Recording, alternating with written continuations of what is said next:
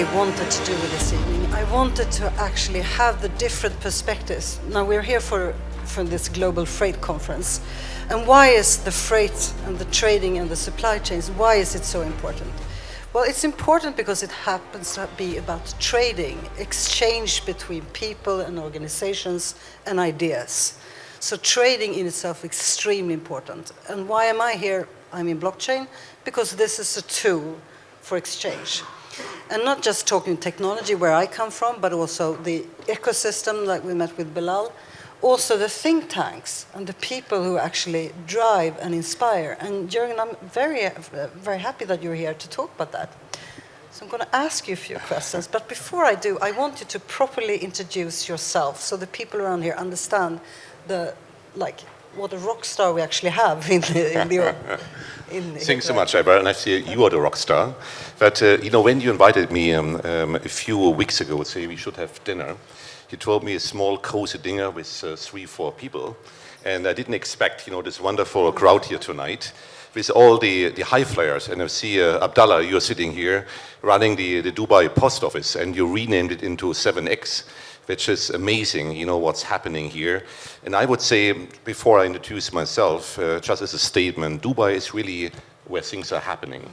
It's a place for collaboration, joining hands, all different stakeholders, and you make it happen, especially when you come from Europe, where usually people say, oh, what are the risks behind our decisions? And there's a bit of this kind of, fin de siècle type of sentiment now.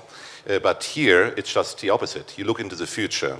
And future is really the buzzword of what we are doing at Horasis. Horasis is a global visions community, and we try to solve all the issues we face in the world, ranging from the economy to technology to even geopolitics.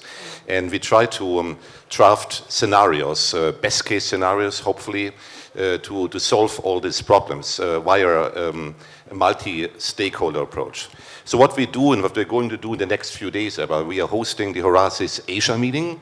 We have CEOs, entrepreneurs, government officials, mainly from Asia, so Southeast Asia, China, India, and other countries, of course, also Europe and North America. And we're here for 1.5 days of brainstorming on how to change the world to the better. Besides the Asia meeting, we are hosting also a global meeting, which is the whole world.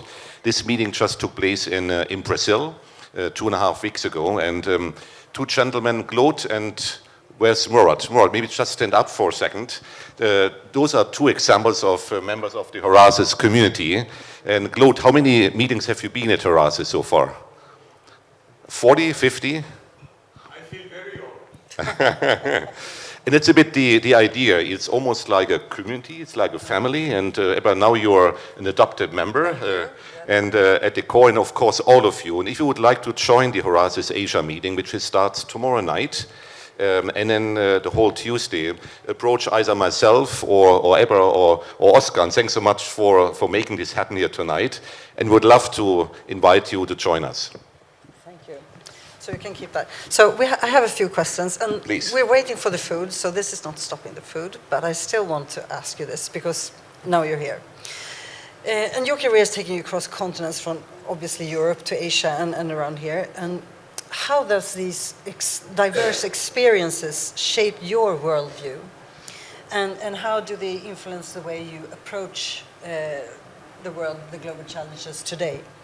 It's a very good question, because it's really at the core of what we are doing. We are not like a typical think tank, writing down ideas and sharing it to everybody, but we are more like a community of thinkers and doers, all having their own ideas. And we believe that 1 + 1 is not 2, but 11.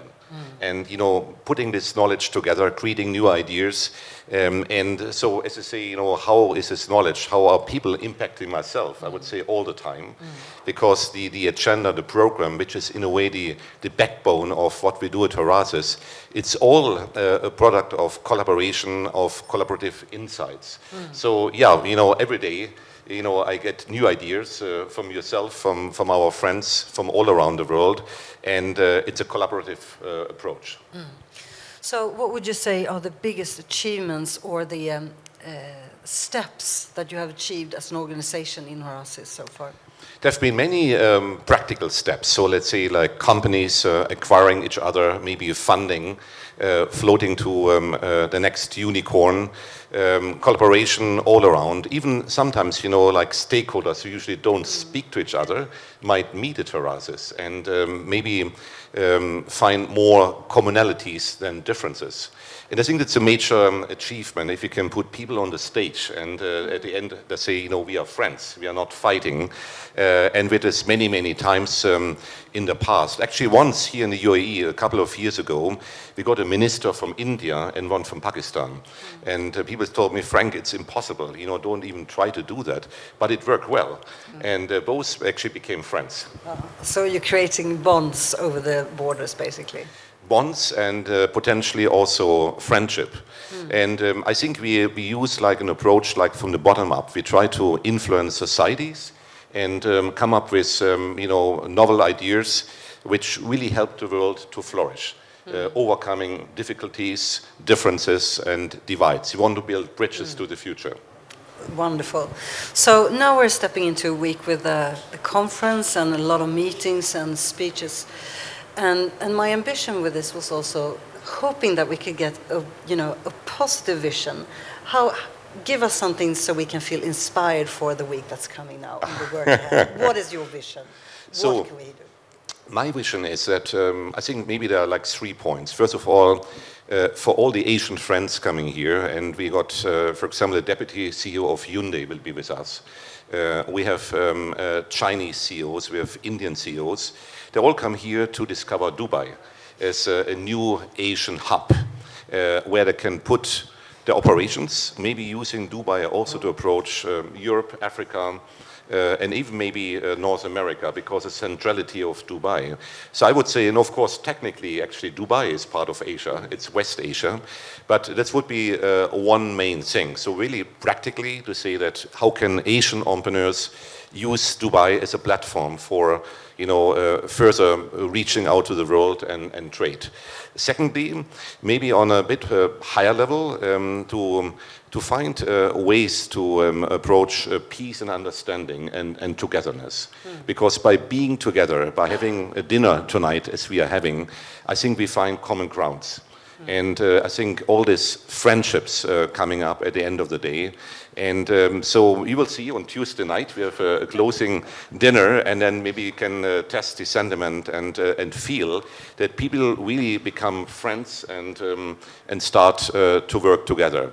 And thirdly, we also would like to write the agenda for the future and to see, what are the next big things. So we will have a discussion on climate change, for example. We have also a session on climate tech. As we are just, many of you maybe come back from Baku in Azerbaijan, the COP meeting, and to see what does it mean for the business leaders. So we want to translate, all the big ideas coming from the politicians to your daily business and say, what does it mean for yourself? Technology is very much at the core. You will see there's a session on blockchain. You are on, Ebba, and there's a session on AI. In principle, myself, and you asked about my own ambition, but I think all of our members, we are very optimist. Even, if you look at the difficulties in this world, we have wars going on, 2 major wars, a lot of smaller wars as well. We have an economic crisis happening now in Europe. Countries like Germany, France, Italy, UK even are nosediving. So why should we be pessimists? I think we should look into the future, using technology and be always very collaborative. And I think we as human mankind, we got all the means to advance and to find solutions to all the challenges. Thank you for those inspiring words. And I think also, before we sit down, I think we should talk about these things, and we should talk about how we can sort of inspire each other and what, connections and friendships we can make here tonight. So let's make that a promise. So thank you very much. And let's also say thank you to Oscar for helping us doing this. Absolutely. Thank you, of course. Thank you. And also to Bilal, who made us actually be able to be here. So let's have a nice dinner. I hope we make friendships and we get to talk over the different industry parts that we're in.